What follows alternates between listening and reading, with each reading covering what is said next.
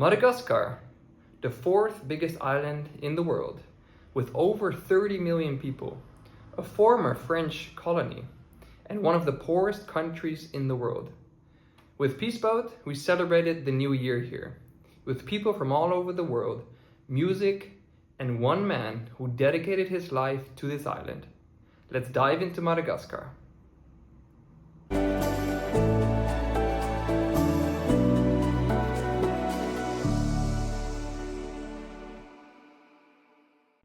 Before we even set foot in Madagascar, something happened on the ship that shows Peaceboat's hands-on attitude.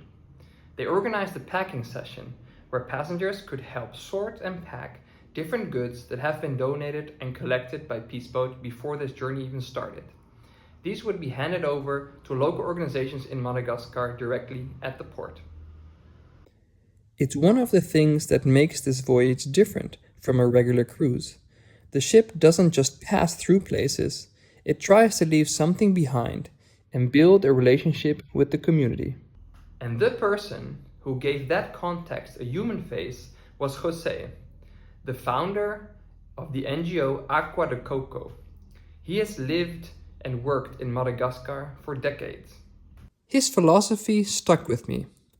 Agua de Coco doesn't parachute in and runs things forever. They build projects that fit with what the community actually needs, and then they hand control over to the locals completely. The goal is to make themselves unnecessary. He said something he lives by, that the best salary you can get isn't money, it's the positive feedback, connection with people, sharing the good and the bad moments. And when someone asked him how he deals with the challenges, the scale of the need, the slow pace of change, he just smiled and said, "Just try. Don't be afraid to go and do." He also said something which I think applies whether you work in Madagascar or whether you live anywhere else in the world. Donations are good, but don't stop there. Also give your time. Help the people around you. It doesn't have to be the poorest people in the world. It can be somebody in your community, somebody in your city, or somebody in your family.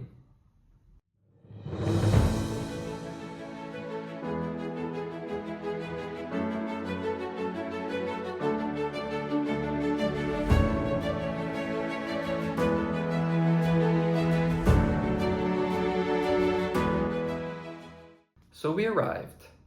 Taomasina, a port city in the east coast of Madagascar.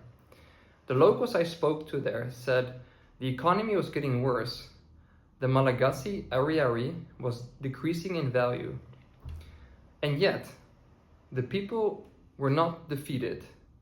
They kept working on improving their lives and working towards something better, even though that better seemed to be far away for some. Peaceboat organized a tour to the zoological park Ivoloina.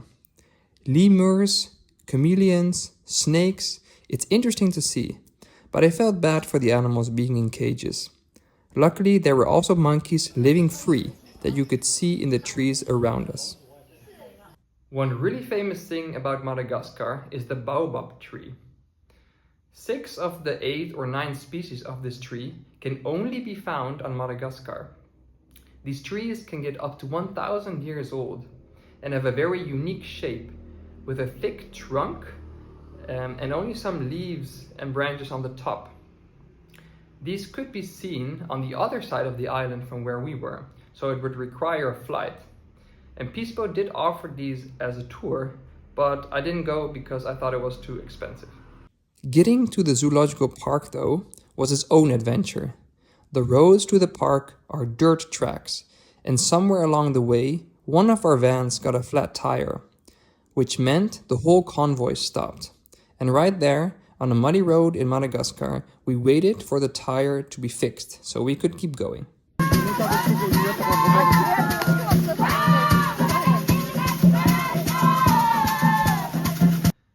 During that day, we also stopped at a big local market, the kind where you can buy whatever you like, basically. Clothes, food, souvenirs, whatever makes your heart beat faster. The vendors lit up when the tourist minivans pulled in, hoping to make some good sales.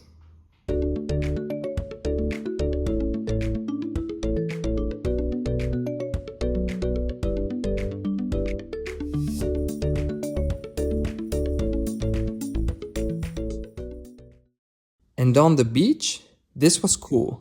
There was a Ferris wheel, which sounds normal until you realize it has no motor. It's powered entirely by people climbing around the outside of it, using their own body weight to make it spin. I stood there watching it with curiosity. That evening on the ship, local performers, a group called Jifalahi, came on board and put on a drum performance.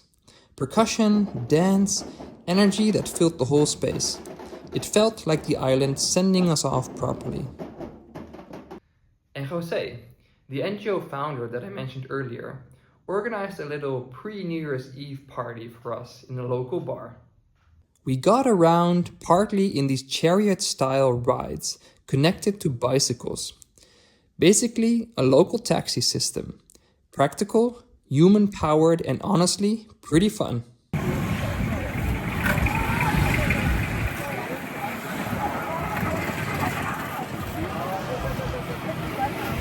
A small group of us had a few drinks, counting down the hours. We talked to the locals, danced around in the streets, and generally had a good time. And then midnight arrived, saying farewell to the previous year and welcoming the new. 9, 8, 7, 6, 5, 4, 3, 2, 1.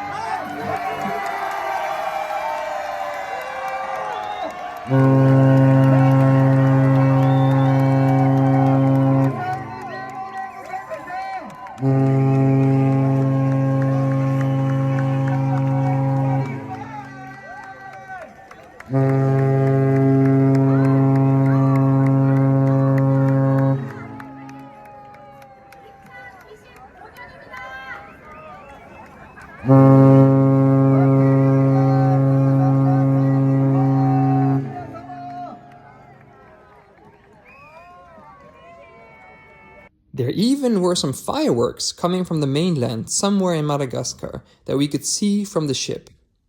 And that's how my 2025 started, celebrating being alive, traveling around the world on the Peace Boat, surrounded by an international crowd. It just felt surreal. The ship's director shared a message that tied directly into the theme of the voyage. Peace begins with me, urging us all to approach the people around you with a peaceful heart and a smile. And then something happened that I didn't expect. I was so happy. I felt a mix of gratitude and excitement that a new year brings. I wanted to share it with people. So I went around wishing people Happy New Year and hugging people. And I noticed that my fellow Japanese passengers did not want a hug. Not in a cold way, not unfriendly, just different. They preferred to nod, bow, or just smile. And I realized I've been applying my own cultural context without thinking about it. In the Netherlands and in Austria, where I spent the majority of my adult life, you hug. It's a sign of connection. But on this ship, with over 2,000 people from all different cultures, you realize you cannot just apply the culture that you're used to. You have to understand the culture of the other people as well. And that moment, slightly awkward but funny in hindsight, is one of those really good learning experiences that you get on a multicultural ship like Peace Boat. One more thing before I go, because it wouldn't be a proper travel story without at least one person missing the boat. One of my roommates had signed up for the Peace Boat tour to see the baobab trees on the other side of the island, the famous ones. Except, on the way back, there were technical problems with the plane.